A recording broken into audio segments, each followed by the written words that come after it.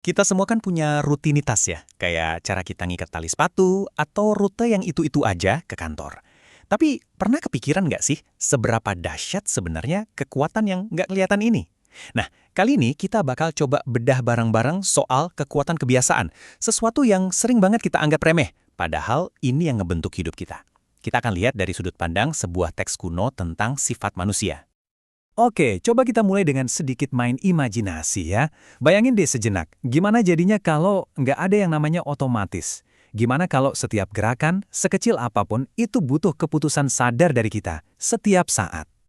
Misalnya pagi-pagi nih, alarm bunyi, terus Anda harus mikir dulu, mata mana ya yang mau dibuka duluan? Kanan atau kiri? Oke, mata udah kebuka. Sekarang giliran kaki. Kaki mana yang turun dari kasur duluan? Terus ke arah mana turunnya? Harus dipikirin juga. Lanjut ke kamar mandi. Anda harus mikir dulu, gimana cara pegang sikat gigi yang benar?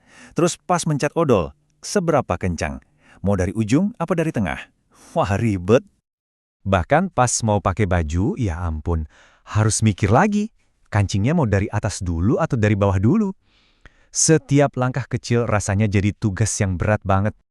Gimana? Capek kan membayanginnya aja?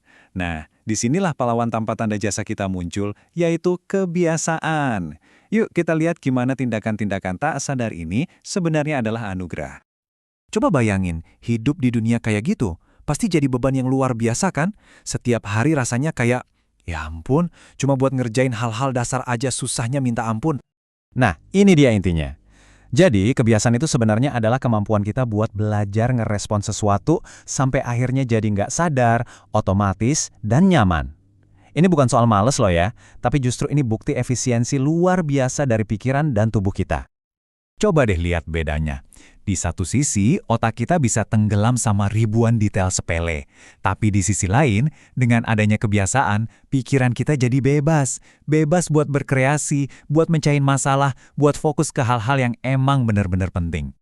Dan menurut teks yang kita bahas ini, kemampuan buat ngebentuk kebiasaan itu bukan hal sepele loh.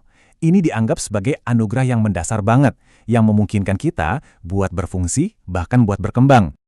Tapi, tentu aja, nggak semua kebiasaan itu baik. Kemampuan ini tuh ibarat pedang bermata dua. Nah, sekarang kita bakal lihat gimana kapasitas yang sebenarnya netral ini bisa diarahkan jadi baik atau malah jadi buruk. Coba deh bayangin kayak gini. Kapasitas kita buat punya kebiasaan itu kayak hardware komputer. Dia itu netral, nggak baik, nggak buruk. Cuma sebuah mekanisme aja. Nah, yang jadi penting itu software apa yang kita install di dalamnya. Teks ini kemudian ngutip satu ayat yang kuat banget buat ngejelasin poin pentingnya, software kita atau kebiasaan kita itu sangat dipengaruhi sama lingkungan. Pergaulan yang kita pilih itu bisa merusak mekanisme yang tadinya netral ini dan malah ngebawa kita ke arah yang negatif.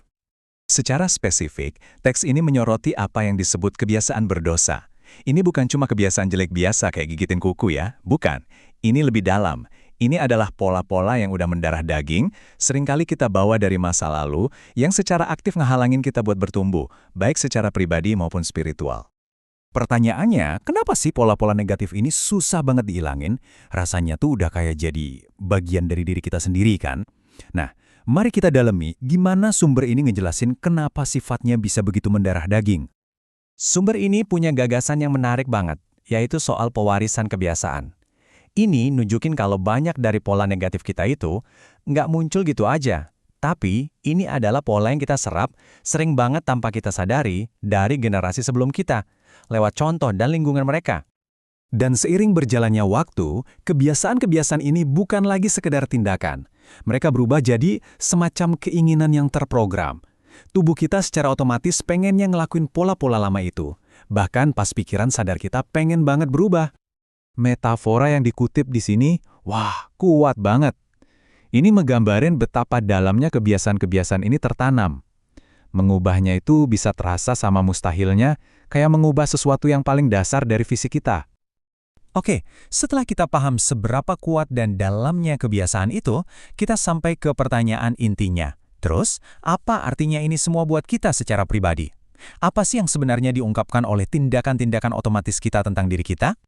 Poin utamanya begini, Hal-hal yang kita lakuin tanpa mikir, respons otomatis kita, kebiasaan-kebiasaan kecil kita, itu sebenarnya nggak acak sama sekali.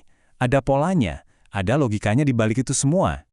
Pada akhirnya, kebiasaan-kebiasaan kita itu ibarat jendela ke dunia batin kita. Mereka itu ekspresi dari keyakinan terdalam kita, pengalaman kita, dan program yang udah ngebentuk kita selama ini. Kebiasaan kita itu menceritakan sebuah kisah. Jadi ini pertanyaan buat Anda renungkan. Nanti pas Anda lanjutin aktivitas hari ini, coba deh perhatiin tindakan-tindakan kecil itu. Karena itu semua bukan sekedar hal kecil, tapi mereka menceritakan sebuah kisah. Nah, pertanyaannya, kisah apa yang mereka ceritakan tentang Anda?